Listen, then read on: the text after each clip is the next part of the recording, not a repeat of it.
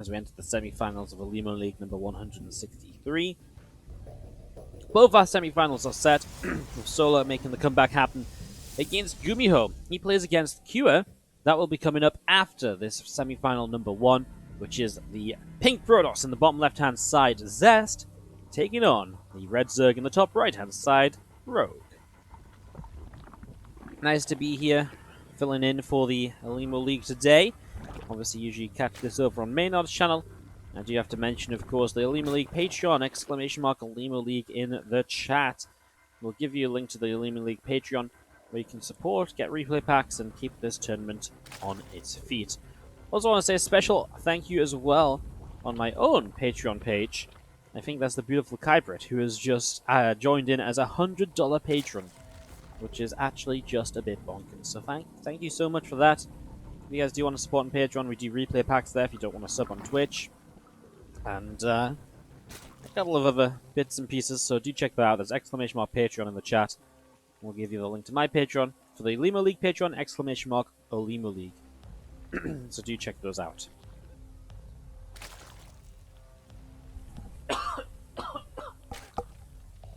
Excuse my bit of a cough today, guys.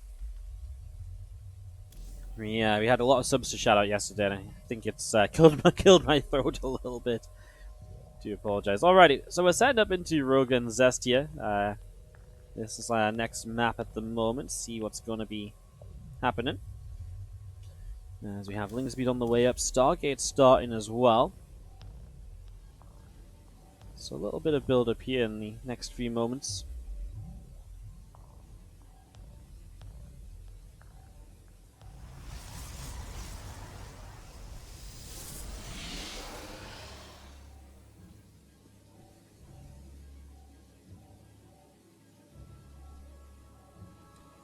Phoenix being chrono boosted out as we do have the Adept of Zest shading into the middle of the map, continuing over to the right hand side. Lingspeed just over halfway done.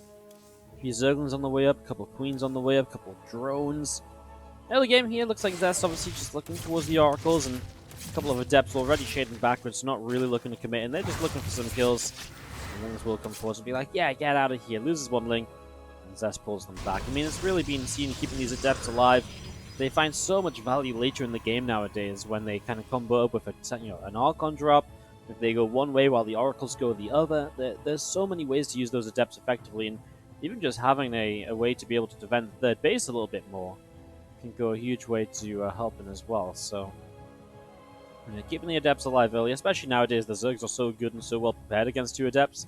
It's unlikely to really deal kind of, damage where it's like, oh my god, yes, this was amazing, it was completely worth losing those Adepts. It's very rare you find enough damage to do that, so better to combo them with something a little bit later. As you see, the Phoenix is nibbling its way through that Overlord, will find a kill, and that's actually a supply block for Rogue.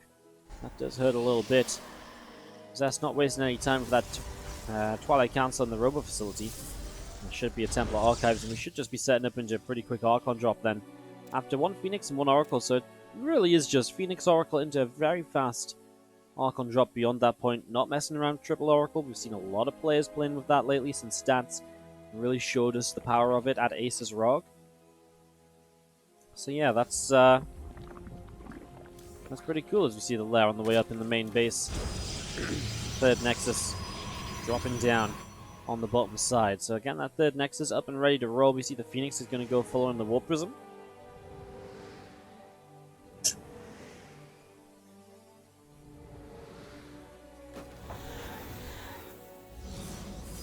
And there, of course, is the High Temple Warp into Morph into Archons. So here are the 2 Adepts.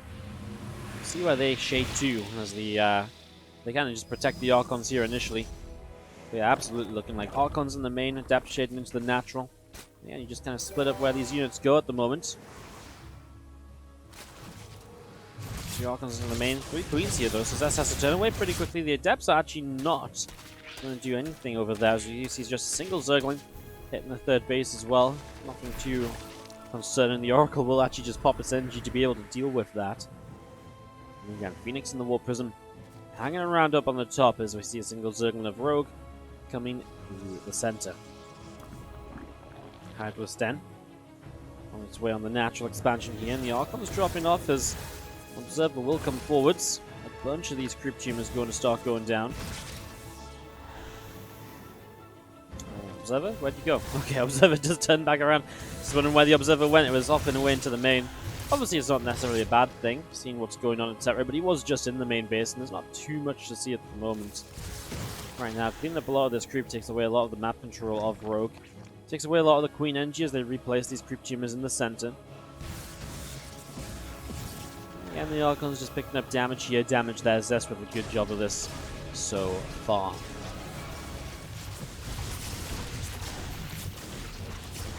Thank you so much to Diablo Melandro. The $5 donation says, thank you for the cool content. Thank you for the cool donation. $5, appreciate it. Get some love in the chat. But Diablo Melandro, thank you so much. Phoenix actually going to lift that Queen, so he can't run away, and the Archons will get the kill. Oh, but it cost him an Archon. That's a little bit painful. Rogue able to capitalize there, and absolutely not worth it losing the Archon to kill the Queen. Zest just miscalculated that one just a little bit. And Storm upgrade stops, so he's really looking just going to the next stage of this game. He's not looking to be aggressive. He's looking to sit back and relax, and he's getting that Storm so he can deal with the Hydralisk quite easily. And when you go for this Hydralisk style, the next stage often is this Lurker Den from Rogue. And so we're going to see the Lurkers coming up. Now, the Lurkers can play fantastically here on your Repugnancy. They can cover these low grounds, so moving down ramps can be difficult. Depends where Zest takes the 4th base. If he takes a 4th over here, then it's really a case of trying to go one way or the other until Zest is out of position, siege the Lurkers up on a ramp, and the base will be in a lot of trouble. And if the Lurkers get in position here when my mouse is boxing, you know, they completely cover this area here, which is a choke point, which will be where the unit's trying to attack through. And it's similar kind of over here. If you siege up here, there's a Nexus here. Choke point here, attacking through that into the Lurkers to try and protect the Nexus. It doesn't go very well. You don't really want to take the forward base, because then the Lurkers can sit on the other side of this already, and then moving between that base can be problematic. It's a tough map to deal with Lurkers on. It's not impossible, but it is tough.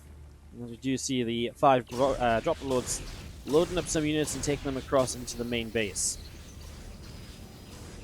So Dropper Lords.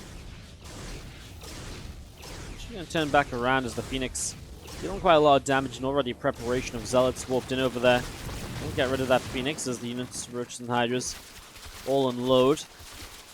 Again, this is just harassment and aggression from Rogue, which keeps Zest pinned back a little bit. Gives Rogue time to properly set up in towards the Lurkers.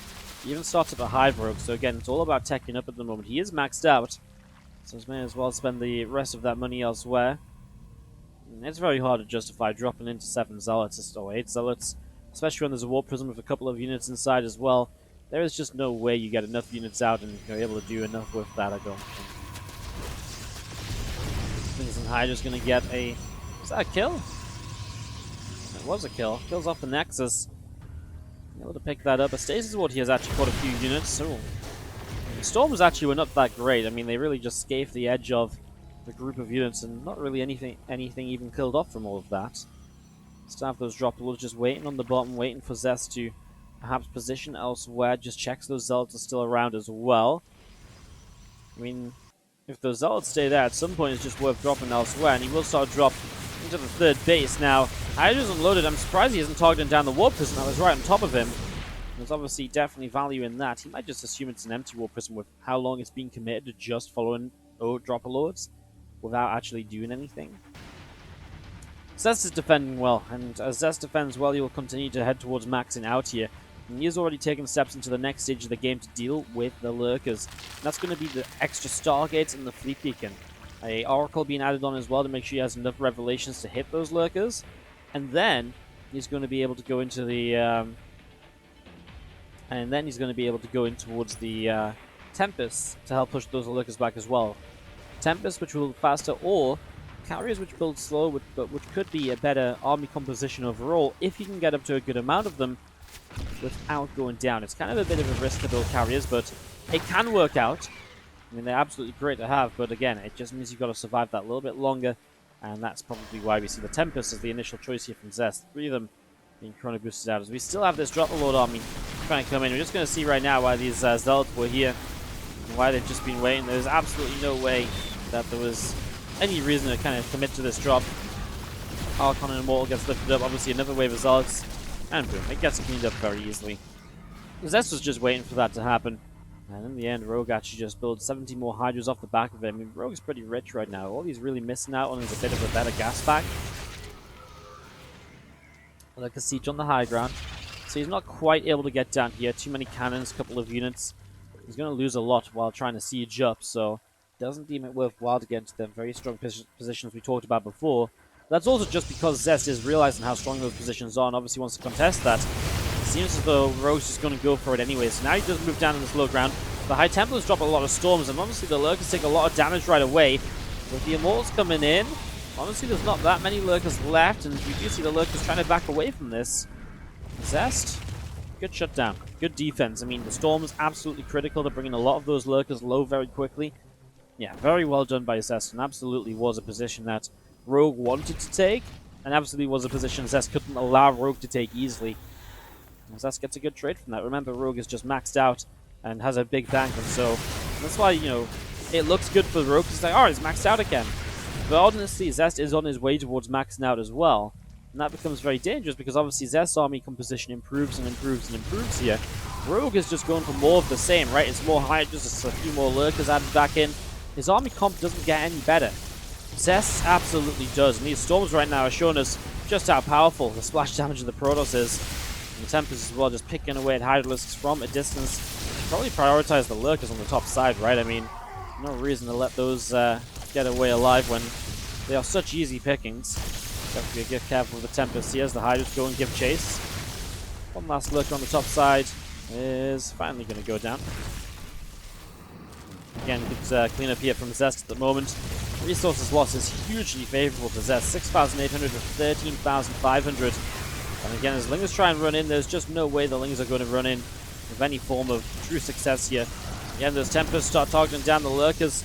The next thing you know, well, without Lurkers, you absolutely are just dead in this game. And the problem is there's no way to fight the Tempests. You know, we don't see any Vipers to abduct them into the Hydras. We don't see anything, you know, additional to that.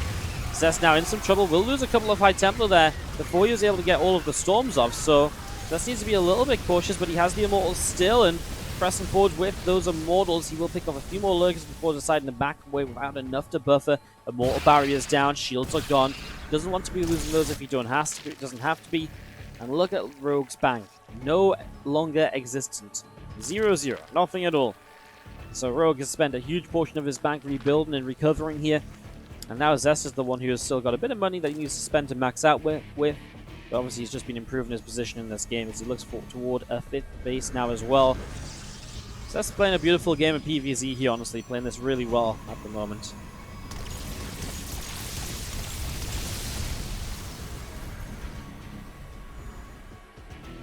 Tempest shot still firing. You see the Lingers running back up to the top right-hand side. +2 air weapons on the Cybernetics core. Some more Mortals on the way. I mean, absolutely needs Mortals to keep on fighting this Lurker count. 17 Lurkers on the screen right there. It's a lot. So, want to make sure you have a good Immortal count to really be able to take those down nice and quickly. Here we go. Rogue is going to make the move forward as the Lurkers burrow up. The Adaptive Talons allows for that nice quick burrow. The Hydras underneath the Tempest will do a lot here as well, as the Immortals are going to stand and fight for a little while longer. But again, as it all wraps up, there's only a couple of Hydras left, a handful of Lurkers. Zest even starts building carriers now back at home. He is feeling amazing in terms of setting up there. Thank you to Waldren78 for the 12 months, the 1 year of resubscribing. Thank you so much. Hope you're doing well. Thank you, JohnsonRod80, by the way, as well. Twitch Prime for 14 months. Sorry I missed your Twitch Prime earlier. Just realized that. Thank you so much. Much appreciated. Thank you for subscribing. Alright, well, a few changelings going down as Immortal's able to pick those off. And again, we have Zerglings, Hydralisks, and Lurkers. Setting themselves up here. This is the problem, right? I mean, we're still in the same old composition out of Rogue. I mean, now he's adding on a few Corruptors. Doesn't have a Great Aspire, though. It's just Corruptors who can actually fight the Tempest. So, finally starts to get a bit of an answer to the, you know, to something that's been up for a huge amount of time here.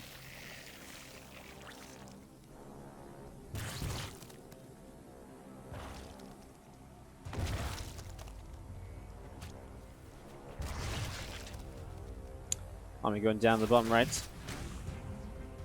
do have a few extra corruptors on the way out. Blink going to finish up in a few moments.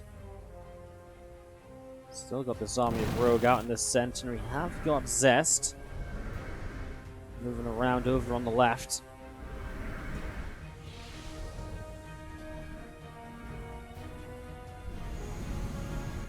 Carriers continuing along, and it is going to be, I mean, Rogue's able to max out again. It's just, are the corruptors going to be enough of a difference maker to be able to kind of suddenly win these fights a lot more convincing? Because Zest has been winning the fights with this army up until now. So the corruptors are the only difference that's been made in this. Just going to see the lurkers just coming over to the left. A couple of cannons will go down. This is that position that's very difficult to deal with. But obviously, that's much more of a mid-game sort of scenario. This is much more late-game, where there's Tempest to pick away a bunch of them. The carriers coming through, able to continue picking away through a whole bunch of those lurkers. So a lot of damage being done. And this Overlord up on the top side going to go down as well. So again, just really nice from Zest. I love this army. He's controlling it well. He's doing everything that he needs to. And again, it just feels like Rogue is kind of stuck. I mean, he's rebuilding Corruptors, but because he's getting Corruptors, Zest adds in Void Rays. Doing a very good job of that. And, yeah, just going to be seeing Lings and Hydras pressing into the center. Another Archon going to morph in as well. A few changelings picked off, and nice Stasis Ward. Going to be catching a bunch of Zerglings at the front here. Carriers firing away, and a couple of Overseers going down as well. Storm going to drop on the Hydras and the Ravagers. I mean, the Storms on the Corruptors are obviously huge as well. No Voiders to help out with those Corruptors just yet, but honestly, it might not matter. The Carriers can absolutely just focus on this. There's Archons underneath, and the Rogue's army will disappear with no money to really reinforce with. There's just no rebuild from Rogue, and that was it. He was so committed to these fights. He was the one that had to take the fights, and he knew it. So, in the bottom left-hand side, our Pink Protoss player taking that first map. Up 1-0, this is Zest. At the top right-hand side, our Red Zerg player, Rogue. Yeah, for game 2. Interested to see what's going to happen. Why doesn't Wardy sell action figures of himself? It doesn't pass terms and regulations. It's illegal to sell something that is so powerful, so good, and so miraculously beautiful. Not my words, just the words of the, commerce authorities. Hey, Wardy says AF Louder. What can we expect tomorrow? The new RTS game is looking pretty promising. Yeah, so I'll take a moment just to quickly mention this, guys. Tomorrow at 8 p.m. CEST, we're going to be casting the first week of the brand new RTS A Year of Reign's kind of premiere promo tournament. So we're going to be casting this for the next few weeks every Wednesday. We're going to be doing some extra additional shows as well. So, yeah, honestly, I've played it a little bit. There's not a lot of people that can play it right now, so I've only played against AI and so on. But from tomorrow, we have a brand new tournament. It's 2v2. It's very kind of Warcraft-esque in terms of how it works, but obviously it is an RTS. It is... You kind of get a hero unit, you have unit production. Like I say, it's very like Warcrafty. So, and they've just actually came out in the alpha launching with the with their new race. So there's now 2 races to be played for the tournament. So it's going to be pretty fun. Honestly, I think it's going to be pretty good. Obviously, the game's still in early development and so on. Well, not in early development, but still being developed. But yeah, you guys will be able to get a look at it from tomorrow at 8 p.m. CEST. I'm going to cast a best of 3 in that. So yeah, definitely come and check it out. It's called A Year of Reign if you want to check it out on Twitter. It looks pretty cool. What I've played of it, what I've seen of it, I really like it so far, so absolutely a fan. I definitely just say if you want to find out more, come and watch tomorrow. Obviously makes the most sense. Third hatchery coming down from Rogue.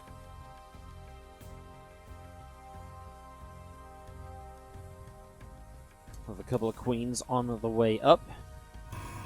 Stargate drops down from Zest in the main base, and just going to see the Overlord from Rogue heading across over to that left-hand side.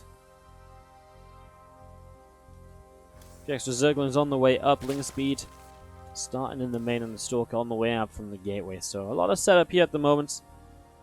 Getting this ready to roll.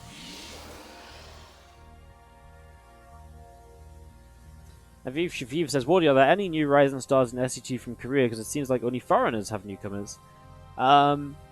In terms of rising stars, I would say Dynamite seems pretty promising at the moment. Showed us some good games in the WardiTV Summer Championship. Yeah, Dynamite seems pretty cool. He's not necessarily a newcomer. He's kind of coming back from the military, but it depends what your definition of newcomer is. I mean, just today, Elize, someone we've never really heard of before, took down Alive 2-0 and took a map off Gumiho in, macro-focused games. So I would say there's, some players that are definitely on the way up in career. It's just very hard to break through in career. Because the skill level at the top is so good, and a lot of people that weren't already pros obviously kind of stopped trying because there was really kind of a lack of amateur level content and tournaments and so on in Korea, so it's very tough to kind of get noticed in Korea, and I feel like there's not that many players trying to go pro in Korea now if they're not already pro, so yeah, it's definitely a bit tough in comparison to the foreigner scene.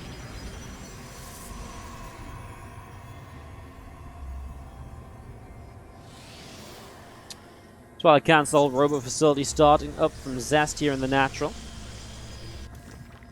Bunch of extra drones on the way up, Spore Crawler in the natural as well. So a lot of setting up at the moment as we do see the 2 Oracles of Zest coming around the top left-hand side. So this is already a bit different from the last game, going 2 Oracles instead of the 1 Oracle.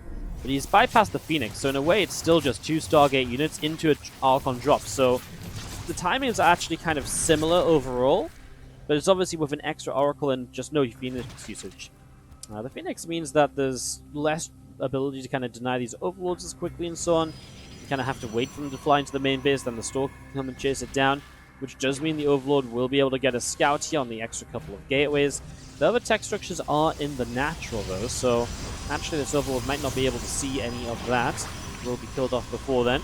We'll just see 2 more gates being added on, so I mean, that's not too crazy, right? I mean, up on 3 gates, going up to 6. You might even see, I mean, usually if you go up to 6 gates, actually, you do see charge pretty quickly, so that you can go into like a Zealot Archon sort of attack. Warp in some charge lots with the Archons.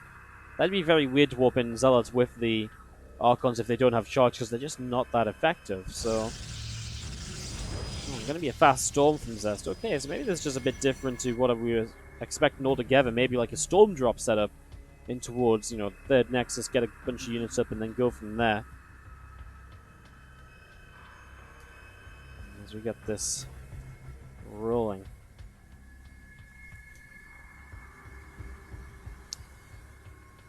I'm just sat there, still waiting for an opportunity as the Queen's able to drop a Revelation down. A couple of Queens getting caught up in that, the Overlord as well. Just flying through the main base.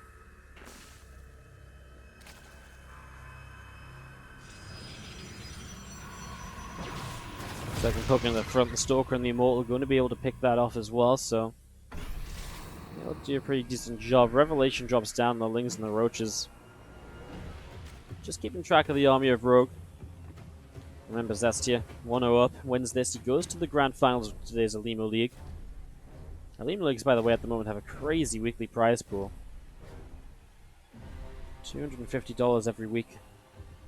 The players here today have already guaranteed themselves $30 by appearing in the semi-finals. Second place $60, first place $130, so that's what the guys are playing for at the moment. Obviously, play well, get invited to the monthly finals as well, where I believe there's another huge set of prize money on the line. Lots of prize money for the Olimoleague. Lots of prize money.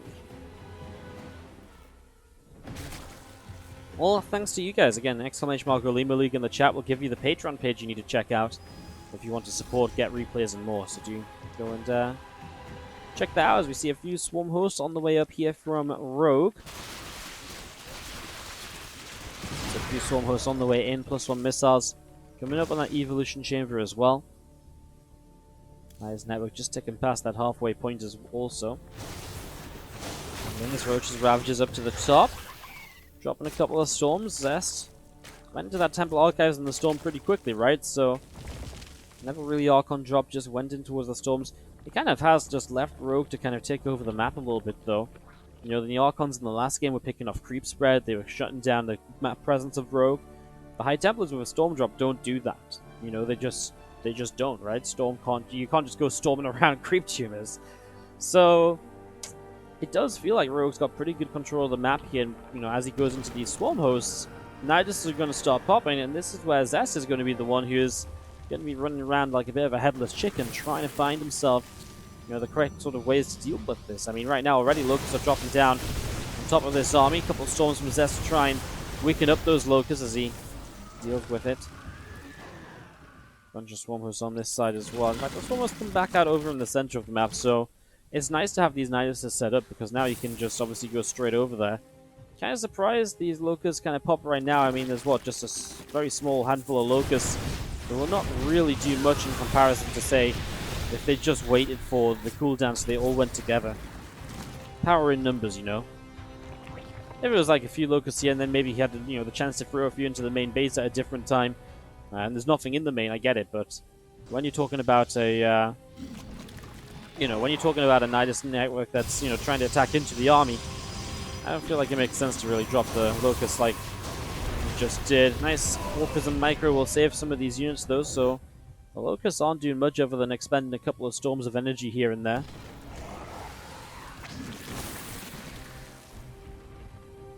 Dark Shrine just over halfway done. Plus 2 missiles on the way up as well. Roaches start pouring out of the main base here.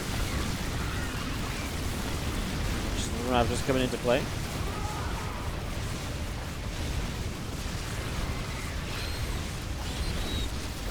And Wall is doing pretty well, and few corrosive bars continue to drop down. Nidus actually survives in the main as the units just go back through it.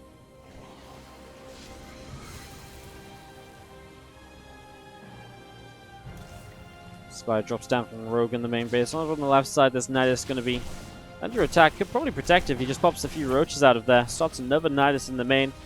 It really feels like Rogue is in a very powerful position at the moment. Like, it just feels like Zest is the one who's running around.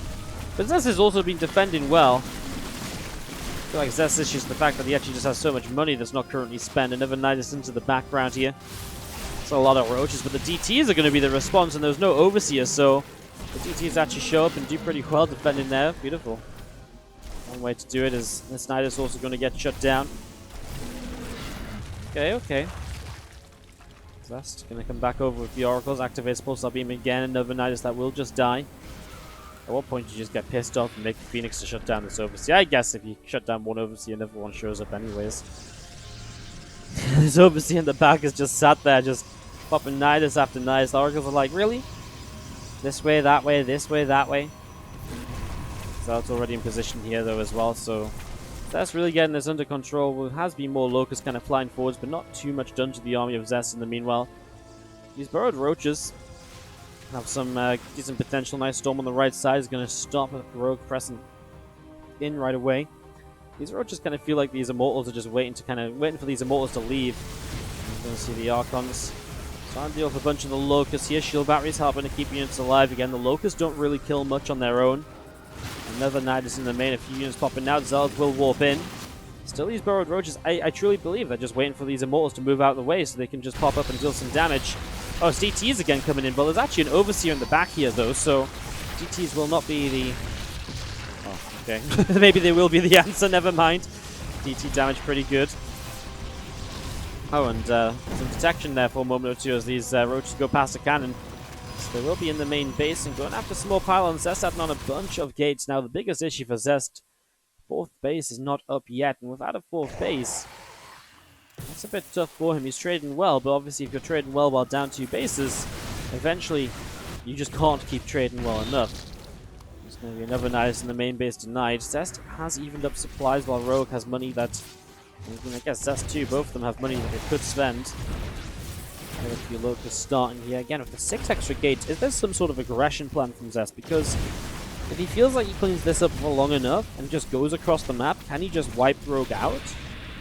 Especially with the extra gateways finishing, it feels like it's a good time to go across the map. The Swarm Host, oh my god, just getting in here. If it wasn't for that slow zone, that Nidus would have died before the Swarm Host made their escape.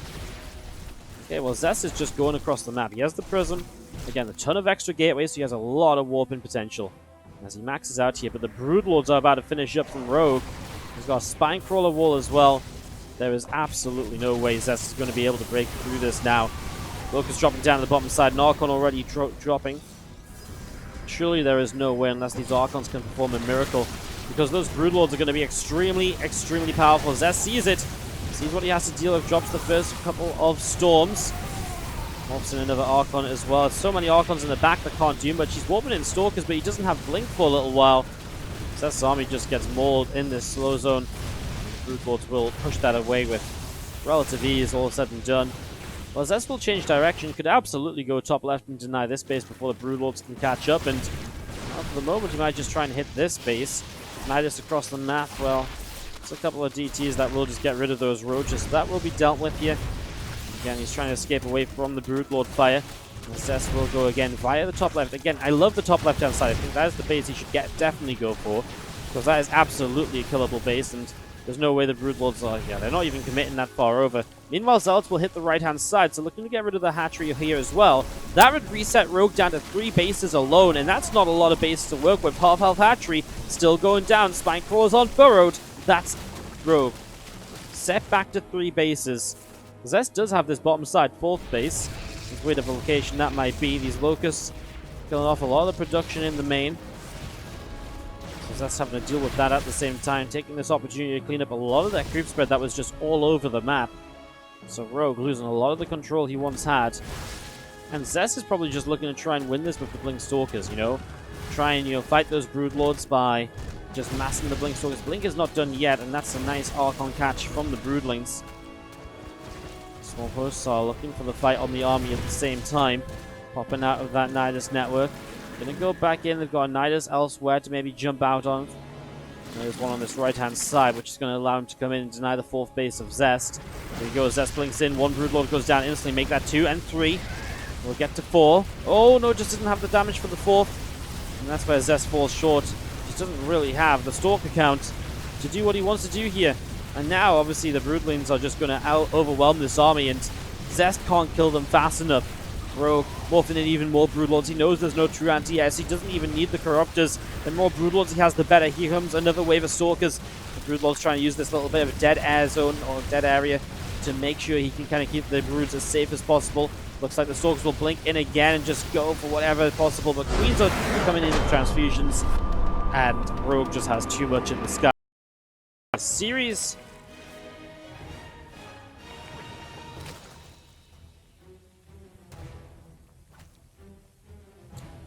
Alright, so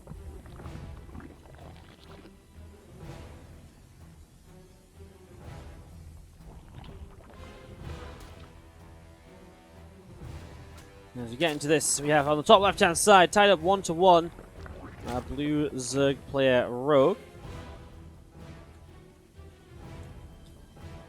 Up against the bottom right, our pink Protoss player Zest.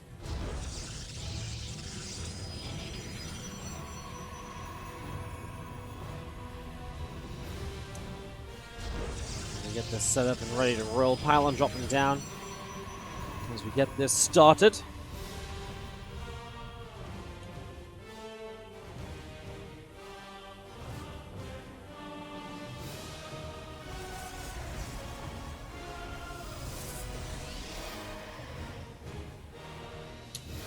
Overlord hanging out in the bottom right. We do see the robo facility from Zest starting up in the main base, so a lot of build up here in the early moments. Getting this ready to roll. Robo first is obviously a big change up from Zest that we haven't seen just yet.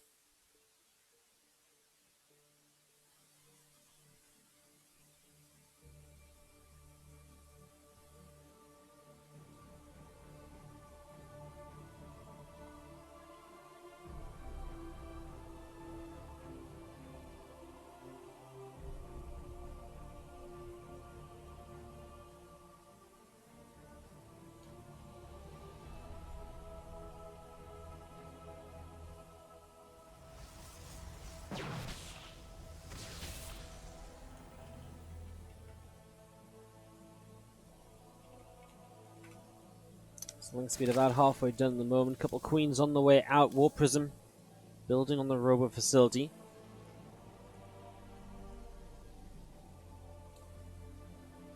And Depth coming down at the bottom right hand side, and we'll have a gateway just finishing up that wall. Nice little wall at the front here for Zest, and we do see a couple lings from Rogue heading across.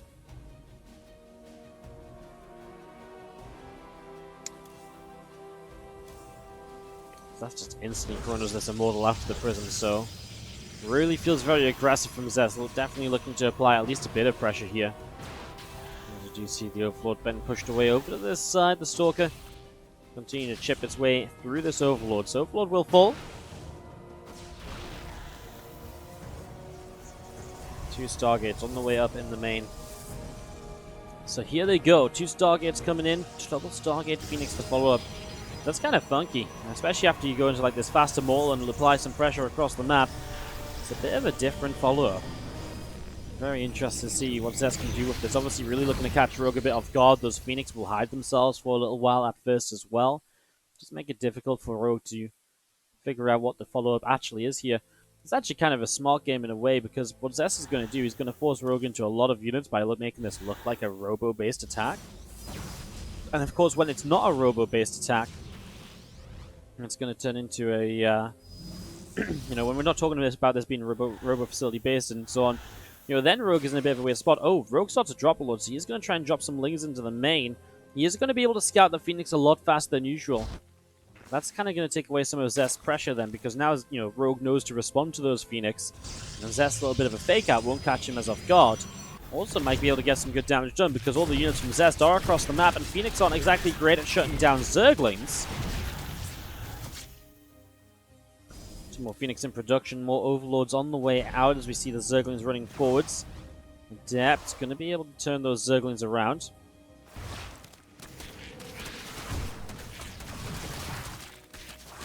A lot of lings being picked away at here, so in the end it's a pretty good defense, but again it's the scout that's really frustrating, because now the Phoenix are already figured out. Now Rogue can begin responding to that. Mortal production continues from Zest. It will be a pretty late third base here, because it's extremely tech heavy off of the 2 bases. The Robo Facility and double Stargate Phoenix is extremely expensive to support. So the Phoenix will go across and harass, and obviously the idea is you can get away with the later third base because of the pressure and the damage you deal with those Phoenix over the next little while. Tell you what, Rogue hasn't pulled a lot of these Overlords back into the main. This Overlord here, this Overlord to the top, for example. And he's actually getting supply blocked from these losses, which is expensive at this stage of the game. I mean, that stops him from getting his drone count up as high as he might like it to be right away. Definitely hurts a little bit, as you're going to see some drones getting picked up. He's coming in up the ramp. One of the Phoenix will get blown up there, so Zest just not pulling away fast enough. There's 4 more gates being added in. So now Zest is going into a ton of gateways off of just 2 bases. So 7 Phoenix was 8 into just more Mortals. Has continued to build Mortals. Now a lot of gates. He's just going to switch this up into a 2-base all-in with the Phoenix to support, and after the Phoenix have been there to deal a lot of the damage early on. 5 more Ravages from Rogue morphing in on at the 3rd base. 12 more Roaches on the way out, and setting up into all of this. The couple of Stalkers going to chase in. Overseer is going to go down, so the Overseer will fall.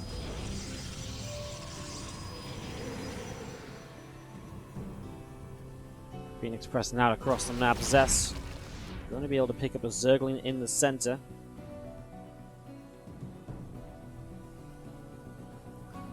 Phoenix continuing to come up to the top side.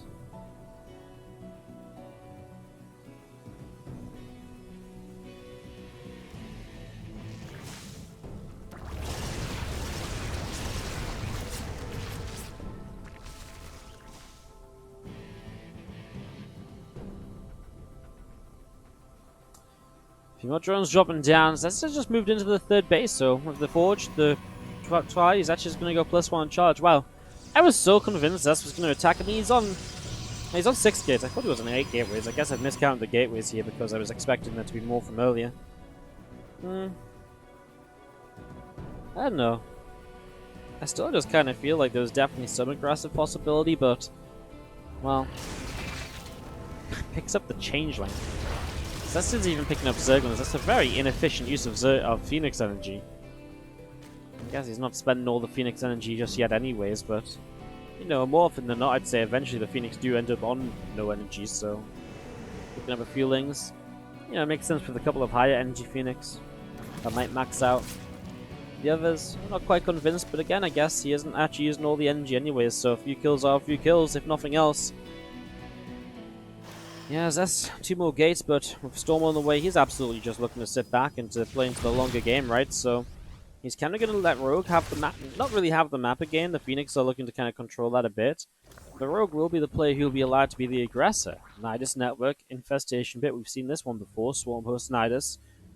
It's definitely caused Zest some troubles. Obviously the Phoenix are going to be interesting because the Phoenix should be able to pick off a Swarm Host here and a Swarm Host there when they try and harass, so it won't be as efficient and as easy for Rogue this time around. We do have the Phoenix up the left-hand side. He's coming over, a couple of drones taking some damage. 16 Swarm Hosts on the way out. It's a lot of Swarm Hosts. +1 missile attack comes in on the Evo chamber.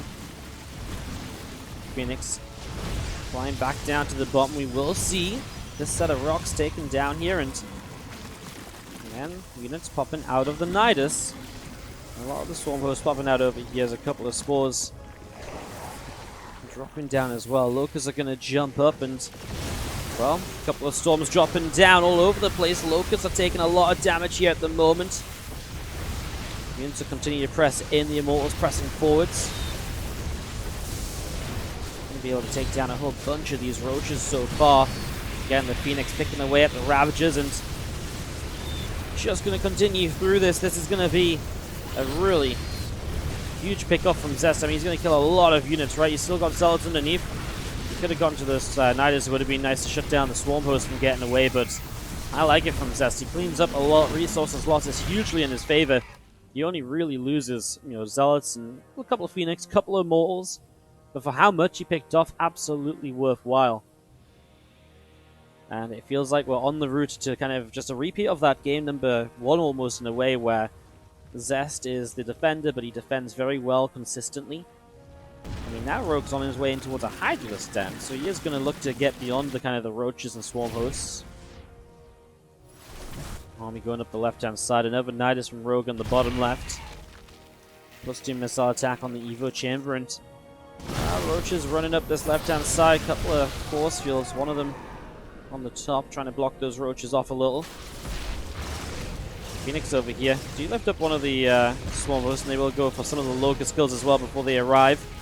The more of these you pick off, the more chance you have of keeping this Nexus alive, perhaps, as the Locusts are just going to target it. He's going to lift up some of the Locusts too, take away some of the damage output. It's close. Wow, that was actually needed to save the day. Zest is actually attacking across the map. I wasn't expecting the aggression so soon, but I guess if the Swarm Hosts are on the other side, then it's obviously a lot of supply that's not here to defend, although obviously Zest is also missing a lot of supply in the Phoenix that aren't here to attack.